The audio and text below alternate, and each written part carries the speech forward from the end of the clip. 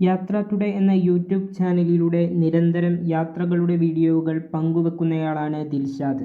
വിവിധ രാജ്യങ്ങളിൽ യാത്ര നടത്തുന്ന ദിൽഷാദ് കഴിഞ്ഞ 6-ാം തീയതിയാണ് ഒരു യാത്രയുടെ ഭാഗമായി വീട്ടിൽ നിന്ന് ഇറങ്ങിയത്.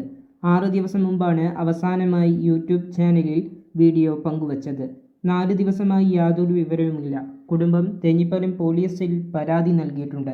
സംഭവത്തിൽ അന്വേഷണം ആരംഭിച്ചിട്ടുമുണ്ട്. യൂട്യൂബിൽ 9 ലക്ഷത്തിലധികം ഫോളോവേഴ്സാണ് ദിൽഷാദിന്റെ ചാനലിലുള്ളത്. എന്നാൽ ഇപ്പോൾ ലഭിക്കുന്ന പുതിയ അറിയിപ്പ് പ്രകാരം ഷിഹാബ് ചോറ്റൂർ തന്റെ സോഷ്യൽ മീഡിയയിലൂടെ പങ്കുവച്ച ഒരു കുറിപ്പ് ഇങ്ങനെയാണ്: ദിൽഷാദ് ആസാമുമായി ബന്ധപ്പെട്ട അന്വേഷണം തൽക്കാലം നിർത്തിവച്ചിരിക്കുകയാണ്. അവസാന ലൊക്കേഷൻ മേഘാലയയിലായിരുന്നു.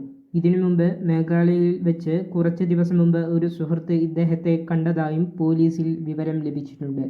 ഇതിന്റെ അടിസ്ഥാനത്തിൽ ഇനി മേഘാലയ കേന്ദ്രീകരിച്ചായിരിക്കും കൂടുതൽ അന്വേഷണങ്ങൾ നടക്കുക.